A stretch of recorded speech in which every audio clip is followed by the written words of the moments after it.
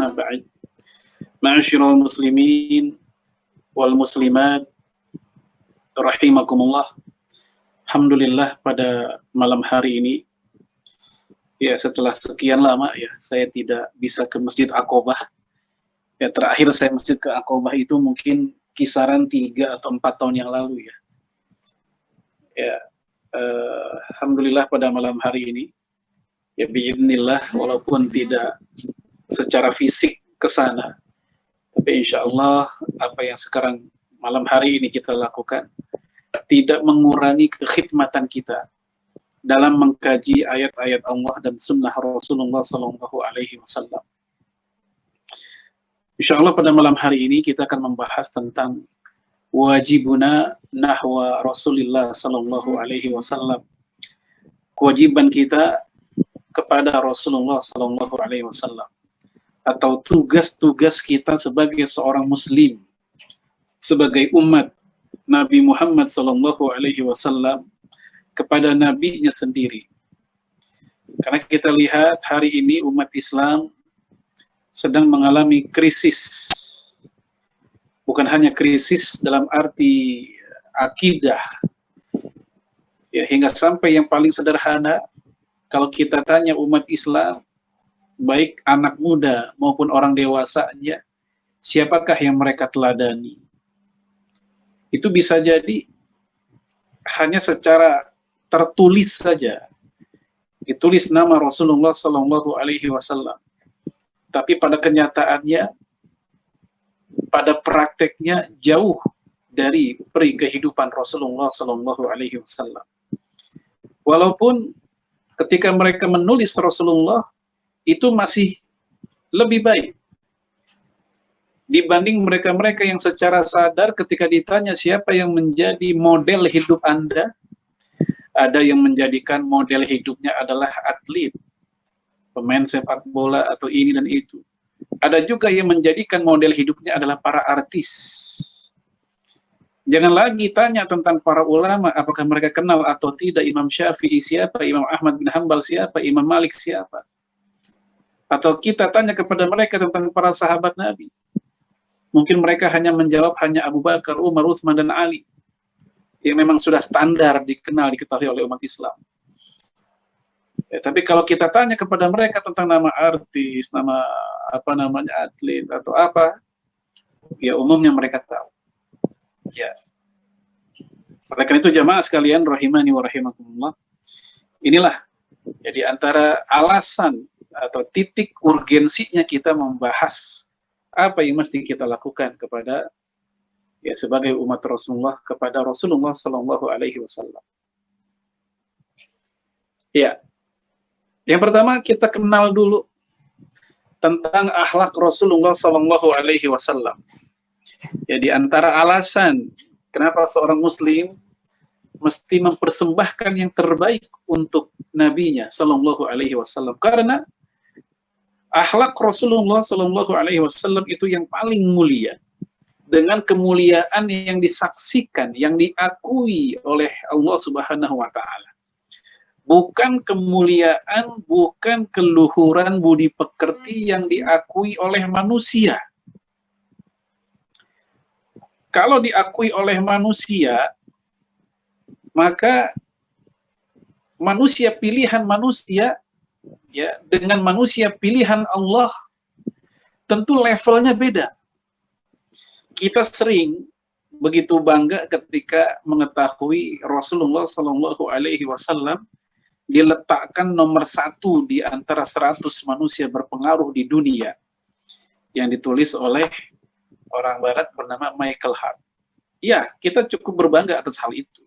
Tetapi satu hal yang mesti kita pahami bahwasanya nama-nama yang tertera di dalamnya umumnya adalah manusia pilihan manusia. Ya, bukan rojulul mustafa indallah, bukan laki-laki pilihan di sisi Allah. Tentu beda standar, beda level, ya, beda barometer penilaian. Rasulullah pilihan Allah. Ya, kalau kita masih ingat itu nomor 1 Nabi Muhammad SAW, nomor 2 itu Newton, nomor 3 Nabi Isa, terus begitu sampai ke 100. Maka saya tegaskan di sini tidak sama level manusia pilihan Allah dengan manusia pilihan manusia yang begitu lemah. Sekarang kita lihat kesaksian Allah atas akhlak Rasulullah Sallallahu Alaihi Wasallam dalam surat Al-Qalam ayat 4. Allah berfirman, wa innaka la'ala khuluqin azim. Sesungguhnya engkau, yang engkau di sini maksudnya Rasulullah alaihi salatu wassalam, benar-benar di atas akhlak yang mulia, akhlak yang agung. Apa yang dimaksud dengan akhlak yang mulia ini? Ya, saya ambil dari tafsir Imam Al-Qurtubi. Ya, dia berkata, qala Ibnu Abbas wa Mujahid. Ibnu Abbas dan Mujahid menjelaskan, yaitu ala khuluqin artinya ala dinin azim minal adyan. Nabi Muhammad berada di atas agama yang paling mulia di antara agama-agama. Ini yang pertama. Yang kedua dari Ali bin Abi Thalib dan Atiyah radhiyallahu anhuma, mereka menerangkan yang dimaksud dengan khuluqin azim adalah huwa adabul Quran, yaitu adabnya Al-Quran. Oleh karena itu kita lihat di situ di hadis riwayat Imam Muslim, ya, wa fi sahih Muslim an Aisyata anna khuluquhu kana Al-Quran. Bahwasanya Aisyah menceritakan akhlak Rasulullah Sallallahu Alaihi Wasallam Al-Quran. Mau tahu isi Al-Quran? Lihat peri kehidupan Rasulullah Sallallahu Alaihi Wasallam. Ya, kebalikannya, mau tahu kehidupan Rasulullah, baca saja Al-Quran. Sehingga Al-Quran ya berjalan, yaitu pribadi Rasulullah Sallallahu Alaihi Wasallam. Ya, ini adab. Dan memang di dalam bahasa Arab, ya, adab itu makarimul akhlak, akhlak yang mulia. Ini definisi dasar. Walaupun nanti dalam perkembangannya istilah adab itu berkembang menjadi maknanya ya sastra. Makanya fakultas sastra ya dalam bahasa Arab itu kulliyatul adab. Ya, sastrawan ya rajulun muaddib. Ya. Ini dalam perkembangannya seperti itu. Namun yang kita bahas bukan definisi adab dalam konteks itu. Adab di sini seperti yang dikatakan oleh Ali bin Abi Thalib, yaitu adabul Quran, akhlaknya Al-Quran. Wakil, ada juga ulama yang menerangkan yang dimaksud dengan khuluqin azim dalam surat Al-Qalam ayat 4 adalah huwa rifquhu bi ummatih wa ikramuhu iyahum, yaitu lemah lembutnya Rasulullah Sallallahu Alaihi Wasallam kepada sesama Muslim, kepada umatnya, dan pemuliaan Rasulullah kepada mereka. Sayangnya Rasulullah, pedulinya Rasulullah kepada umatnya. Maka datangnya Rasulullah alaihi salatu wassalam dengan membawa Islam itu dalam rangka menyelamatkan umat manusia. Tapi rata-rata umat manusia justru mendustakannya.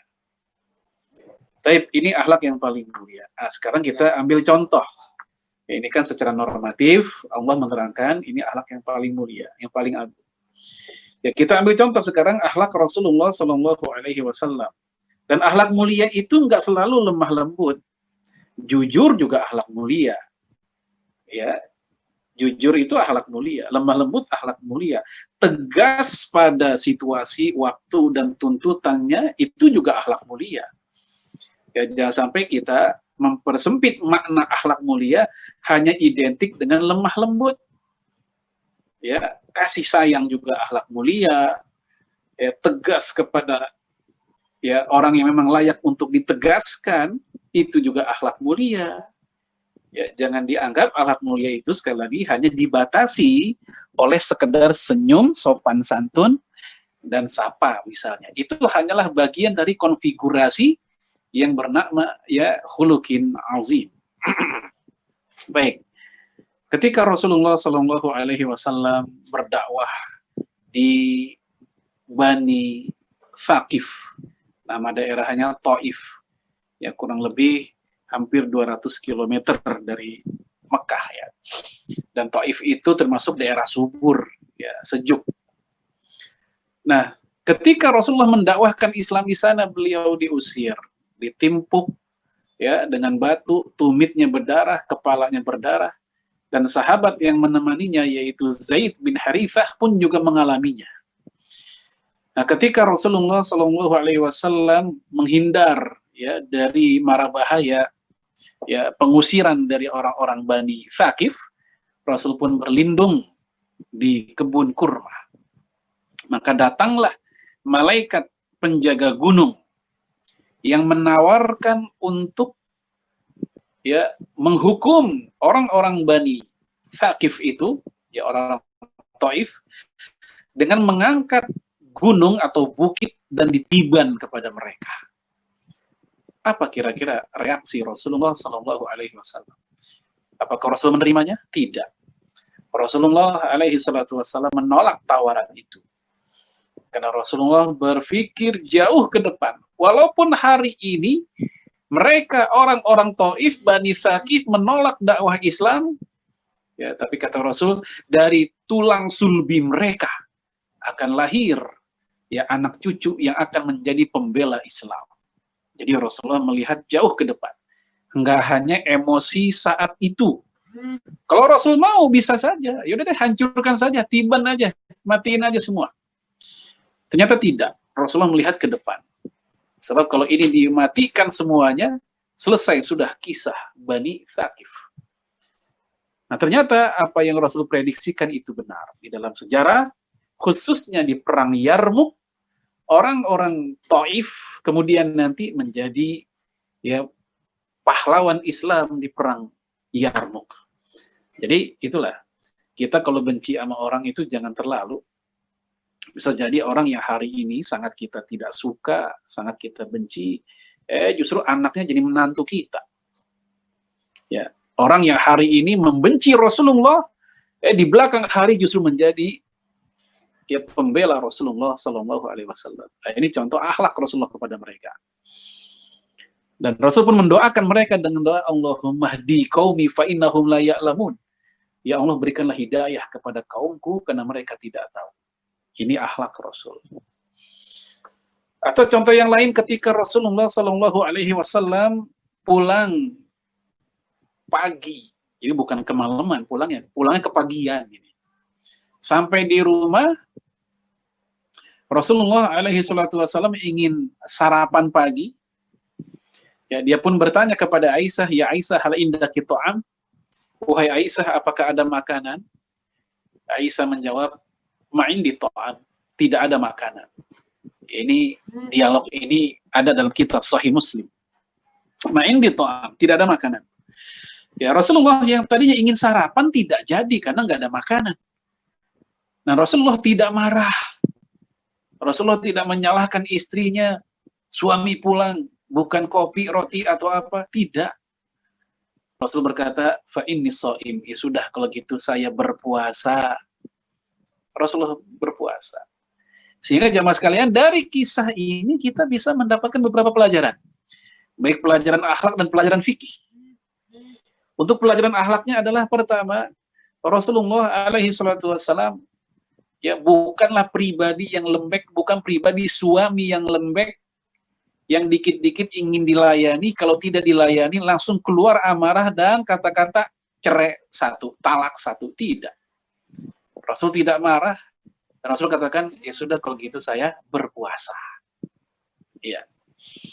Mungkin kita bisa bandingkan, mohon maaf, dengan sebagian laki-laki zaman sekarang yang ketika hal ini terjadi pada diri mereka, dalam bayangan mereka sebelum sampai rumah istri sudah menyiapkan ini dan itu, ternyata tidak. Ya, mungkin langsung banyak pikiran yang hingga berkecamuk dalam ya benak mereka. Itu masih bagus sekedar pikiran. Tapi sudah yang sampai mengeluarkan kata-kata kotor kepada istrinya. Pelajaran kedua dari kisah tadi bahwasanya yang namanya shaum sunnah itu boleh niatnya setelah subuh. Ya, seperti yang dijelaskan oleh Imam Nawawi ketika menjelaskan hadis itu. Ya, dari kisah tadi ketika Rasul katakan fa inni shaim, padahal saat itu sudah lewat subuh. Ya, pagi-pagi, anggaplah kalau di kita udah jam 5, setengah 6, jam 7 begitu. Maka itu menjadi dasar niat shaum sunnah itu boleh setelah subuh hingga sebelum zawal. Zawal itu ya tergelincir matahari, yaitu zuhur. Ya. Taib. Ini kita ambil contoh dua di antara akhlak Rasulullah alaihi salatu wassalam, baik kepada musuhnya dan juga kepada istrinya atau keluarganya. Dan Nabi memang berpesan untuk kita para suami, kata Rasulullah, khairukum khairukum li ahli wa ana khairukum li ahli. Sebaik-baik kamu adalah yang paling baik akhlaknya kepada istrinya. Ya, li ahlihi, hi di situ istrinya sendiri, bukan istri orang. Karena ada orang yang akhlaknya bagus sama istri orang, bahasanya lembut, enak, hangat, friendly, begitu. Begitu kepada istrinya sendiri, bahasanya ketus. Apa ketus? Kalau bahasa Palembang ya. Ya ketus itu kalau di sini tuh rada-rada judes, galak. Bang, jangan lupa ntar pulang beli martabak, iya setengah. Itu istri yang minta tuh. Tapi kalau yang nanya perempuan lain, ya dengan bahasa yang dilembut-lembutkan, dengan bahasa yang digagah-gagahkan, dan seterusnya. Nah ini akhlak Rasulullah kepada istrinya. Ya tentu kita nggak akan bahas semua, ya kita ambil normatif dan juga beberapa sampel saja. Kemudian jamaah sekalian, a'azanallahu wa iyyakum. Nah Rasulullah alaihi salatu wassalam adalah teladan yang utama. Ketika akhlaknya paling mulia, maka jelas secara logis Rasulullah adalah uswah hasanah buat kita. Laqad kana lakum fi Rasulillahi uswatun hasanah liman kana yarjullaha wal yawmal akhir wa dzakarallaha katsira. Telah ada pada diri Rasulullah untuk kalian, yaitu teladan yang baik. Jamaah sekalian, di sini Allah menggunakan kata uswatun hasanah. Allah tidak mengatakan misalnya al-uswah, al-hasanah. Apa sih perbedaannya? Berbeda. Kalau tidak menggunakan alif lam, maka keteladanan Rasulullah yang mesti diikuti oleh umatnya itu berlaku di semua sisi kehidupan. Oleh karena itu ketika ayat ini menggunakan uswatun hasanah bukan al-uswah al-hasanah, maka apa yang Nabi lakukan dari A sampai Z semuanya teladan kita. Karena memang Rasulullah, fragmen kehidupan yang dijalani oleh Rasulullah adalah kehidupan yang terbaik dari manusia yang terbaik. Ya, baik hidup keluarganya, bermasyarakatnya, ibadahnya, ekonominya, jihadnya, bercandanya, marahnya, semuanya terbaik. Ketika Rasulullah bergurau dengan salah satu sahabatnya, seorang pemuda, wahai Rasul, saya ingin pergi ke Yaman, mau berjualan, mau dagang. Ya, Nabi nanya, pakai apa? Itu naik onta yang tinggi besar itu. Nabi bilang, lebih baik pakai onta. Ya, onta gimana? Gimana caranya dan bisa sampai nggak dari Mekah ke Yaman atau dari Madinah ke Yaman? Gimana sampai apa enggak? Ya, akhirnya kata si anak muda itu, tidak, saya akan pakai yang unta yang kuat, yang besar ini. Nabi bilang, pakai anak unta saja. Hingga akhirnya itu sahabat Nabi setengah ngotot, itu gimana? Saya harus pakai yang ini, nggak bisa pakai anak unta. Jawaban Nabi dengan sambil senyum, Nabi bilang, bukankah semua unta adalah anak unta? Jadi itu kan anak unta juga. Rasul pun benar, jujur mengandung nasihat. Maka sangat ya disayangkan ketika ada seorang Muslim. Kalau dalam bahasa Arab, ya misalnya al-maktab, artinya meja. Nah, karena pakai alif lam, maka mejanya sudah jelas, sudah definit yang mana. Tapi kalau maktabun, ya maktab, ya maktabun, itu meja, namun mejanya belum definit, masih umum yang mana belum tertentu.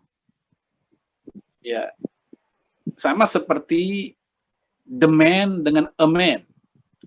A man laki-laki, the man laki-lakinya sudah definit, sudah jelas yang mana orangnya. Al-kitab, ya al-insan, ar-rajul, Nah, itu semua sudah definit. Laki-lakinya mana? Ar-rajul.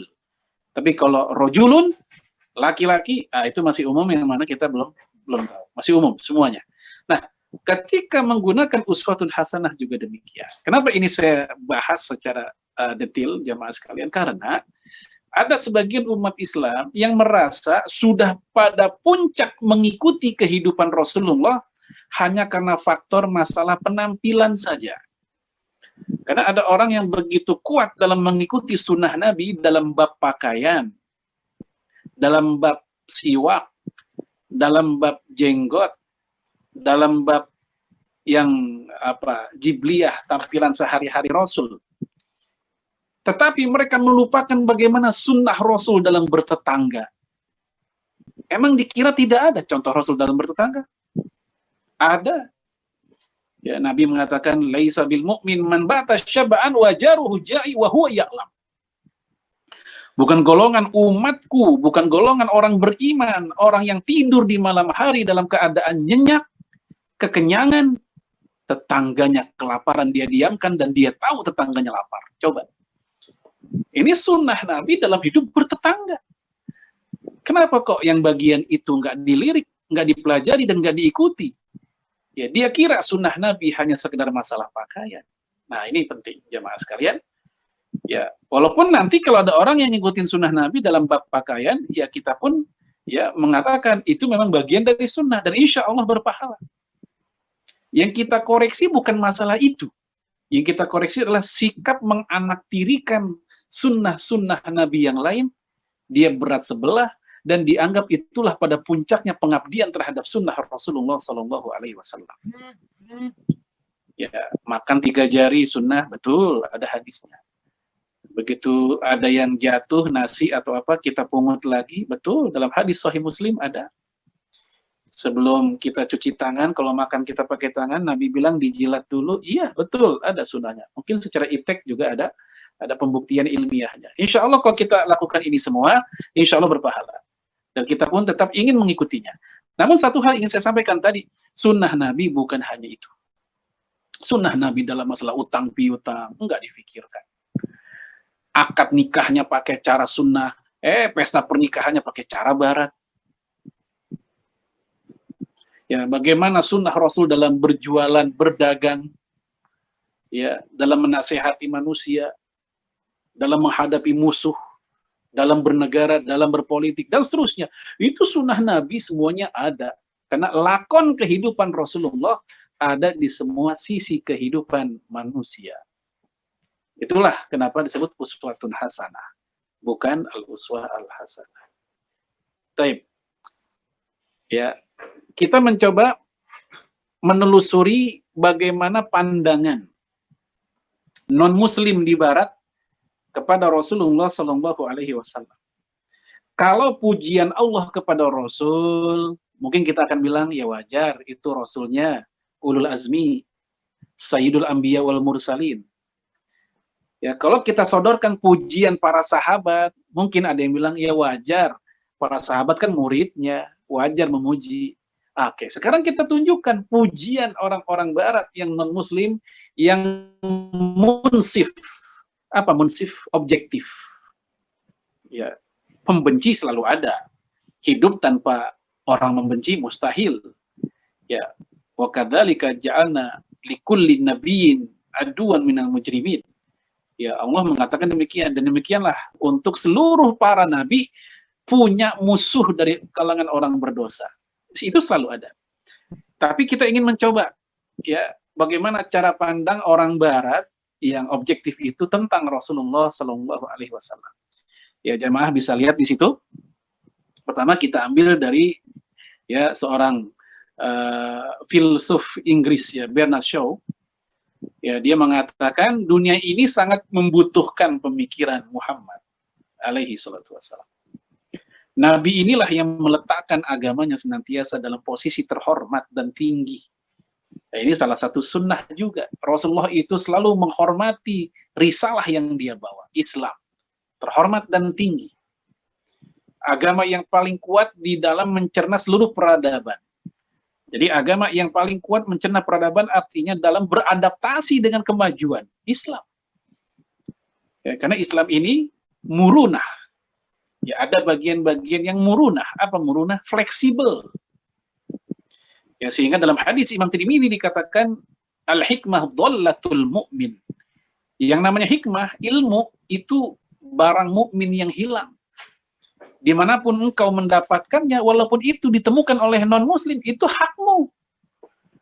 Ya, mau teknologi apa, misalnya internet yang sekarang kita nikmati penemuannya, ya laptop, komputer, HP segala macam, bisa jadi ya semua hardware dan softwarenya itu yang menemukan non-muslim. Tapi dikatakan dhallatul mu'min, itu adalah barang mukmin yang hilang, hak mukmin yang hilang. Yang kalau mereka mendapatkannya dimanapun dari siapapun, hakikatnya mereka lebih berhak dibanding penemu pertamanya. Ya, fleksibel walaupun dari luar. Ya, kemudian ya, saya melihat banyak dari anak keturunan bangsaku yang masuk agama ini dengan bukti yang nyata. Agama ini akan mendapatkan kesempatan yang luas di benua ini.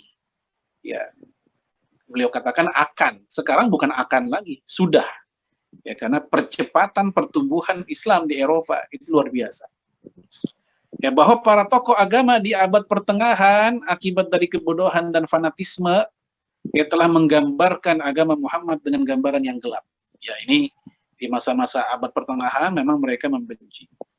Ya, tokoh-tokoh seniman mereka mulai dari apa tuh Michelangelo, ya Donatello dan seterusnya, itu banyak mereka membuat karya-karya yang menghina Rasulullah Shallallahu Alaihi Wasallam, ya baik dalam bentuk lukisan atau apa. Cuman kita nggak tahu kalau nama-nama itu pernah membenci Rasulullah. Ya, kemudian ya mereka menggambarkan agama Muhammad dengan gambaran yang gelap. Mereka menyebut agama Muhammad sebagai musuh bagi Kristen. Namun setelah saya mengkaji tentang orang ini, tentang Rasulullah, ya saya menemukan kekaguman yang luar biasa. Saya sampai pada kesimpulan bahwa dia bukan musuh bagi Kristen. Islam tidak memusuhi Kristen, tapi kebalikannya yang memusuhi Islam. Walan tardu ankal yahudu walan nasara hatta tattabi'a millatahum. Ya, ayatnya sudah sama-sama kita ketahui.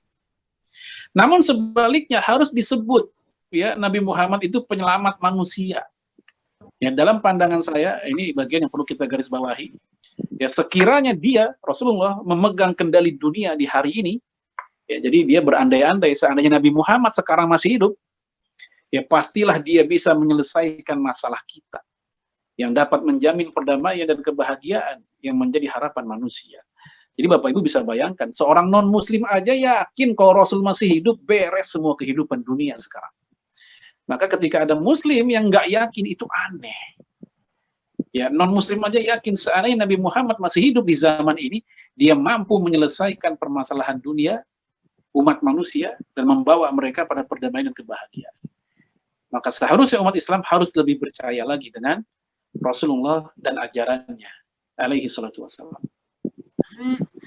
Nah, kemudian kita ambil dari Jerman, ya Bradley Hiller, ya dalam buku Orang-orang Timur dan Keyakinan Mereka, ya, dia mengatakan Muhammad adalah seorang kepala negara.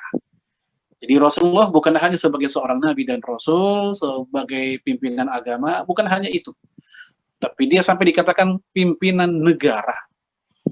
Dan ini juga menjadi koreksi mereka yang mencoba memisahkan Islam ya dalam akhlak dan adab-adab bernegara. Tadi sudah saya katakan bagaimana sunnah Rasul dalam berekonomi, berpolitik, bertetangga, berkeluarga. Karena wa nazzalna 'alaikal kitaba tibyanan likulli syai'. Ya, Allah berfirman, kami turunkan kepadamu Al-Qur'an yang menjelaskan segalanya. Ya, kemudian Rasulullah punya perhatian besar pada kehidupan rakyat dan kebebasannya. Ya, oleh karena itu di Madinah Rasul pun tidak memaksa Yahudi untuk masuk Islam. Ya, tapi kalau dakwah iya, maksa tidak. Rasul tidak pernah memaksa. La ikraha fid din. Tetapi mendakwahkan terus. Ya, ud'u ila sabili rabbik bil hikmah wal mau'izatil hasanah wajadilhum billati hiya ahsan. Ya, ayat-ayat dakwah itu sangat banyak dan Rasulullah tetap mengajak mereka kepada Islam, tapi tanpa memaksa. Kalau mereka nggak mau, ya udah. Ya, dan mereka terikat oleh perjanjian Piagam Madinah. Bebas kalau mereka ingin pada agama lamanya, silahkan. Bahkan kita tahu di antara istri Rasulullah ada yang orang tuanya masih musyrik, dan oleh Rasulullah tidak dipaksa mertuanya untuk masuk Islam. Ya, dia menghukum orang-orang yang melakukan pidana sesuai dengan kondisi zamannya. Ya, dan sesuai dengan situasi di mana Nabi hidup di antara mereka. Ya, Nabi ini adalah seorang penyeru kepada agama Tuhan yang Esa, monoteis. Ya, dalam dakwahnya dia menggunakan cara yang lembut dan santun meskipun dengan musuh-musuhnya. Ya, maksudnya apa? Ya, ini fase Mekah dengan musuh-musuh Rasulullah, ya, seperti kisah tentang orang Yahudi yang sakit, kemudian Nabi menjenguknya, dan akhirnya itu Yahudi masuk Islam. Ini sangat terkenal, ini hadis Sahih Bukhari kisah ini. Padahal Yahudi ini ketika sehat begitu benci dengan Rasulullah. Kisah tadi ya di Bani Thaqif di Taif itu juga fase-fase Mekah. Fase di mana Rasul dan sahabat masih lemah dan jumlahnya sedikit. Ya, fase-fase taksis, fase-fase peletakan batu pertama Islam. Maka jelas dan wajar, masuk akal jika pada masa-masa itu sangat-sangat tidak logis kalau seandainya Rasulullah bersikap keras, tidak mungkin. Ya, karena dianggap tanda petik pendatang baru.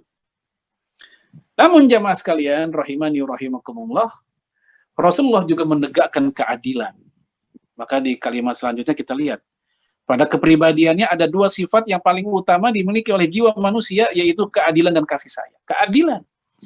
Ya, mereka-mereka yang berbuat salah dan zalim tetap diadili oleh Rasulullah.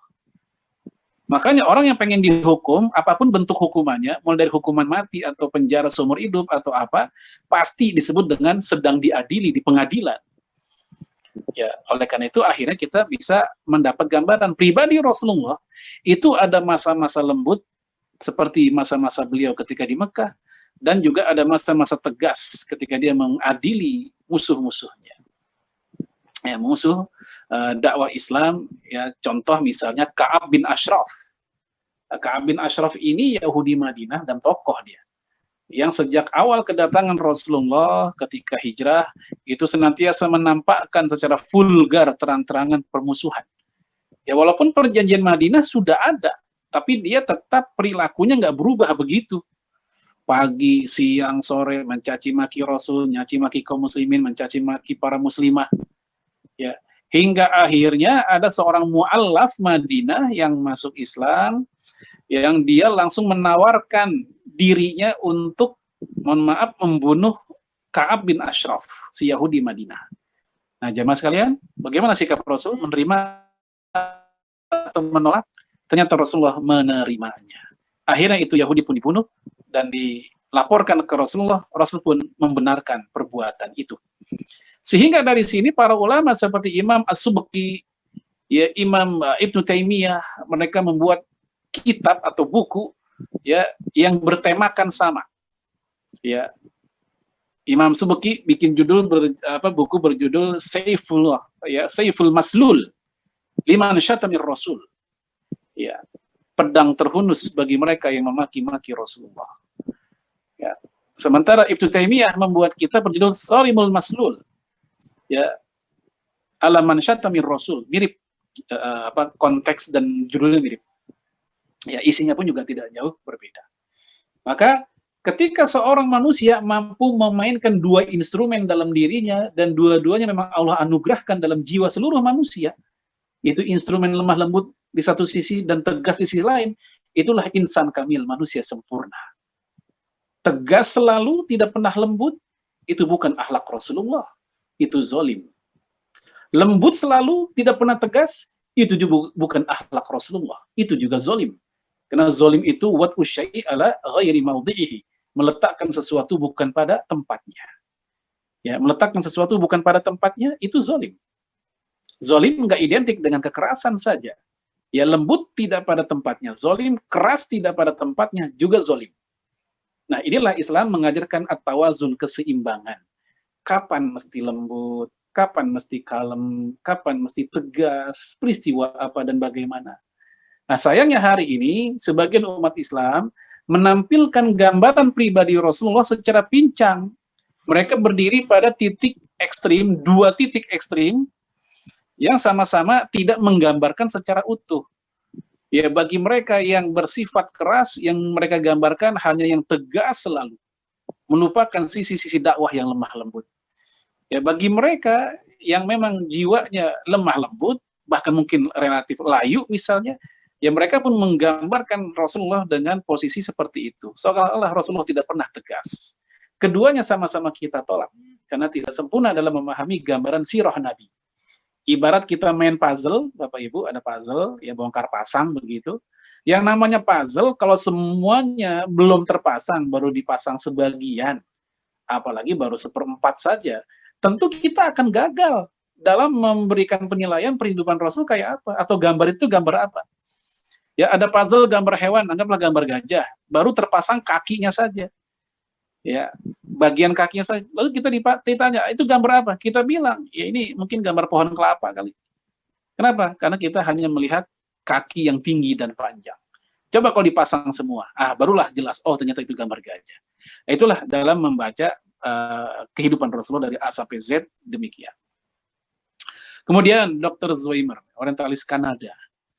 Ya, dia mengatakan tidak diragukan lagi bahwa Nabi Muhammad alaihi salatu wassalam adalah termasuk pemimpin agama terbesar.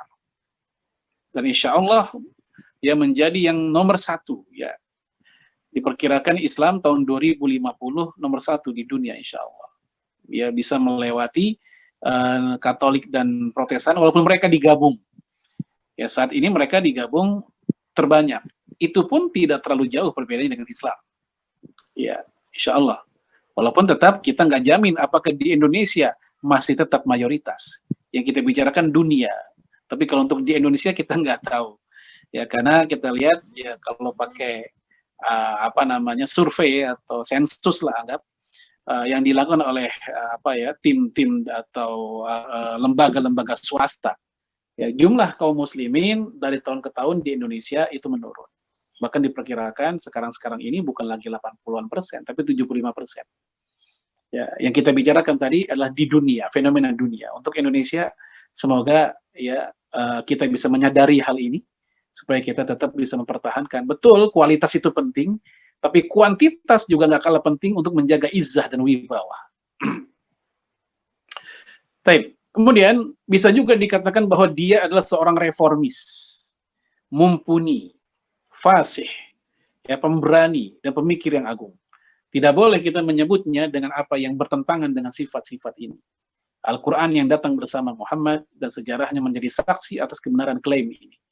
Tapi jemaah sekalian, saya kira cukup untuk 3 ya apa kata ilmuwan Barat tentang Rasulullah alaihi salatu wassalam. Sebagai kita mencoba meneropong kepribadian Rasulullah lewat kacamata orang lain. Ya, kalau kacamata kita sendiri, para sahabat atau misalnya para ulama, itu sudah biasa ya. Kemudian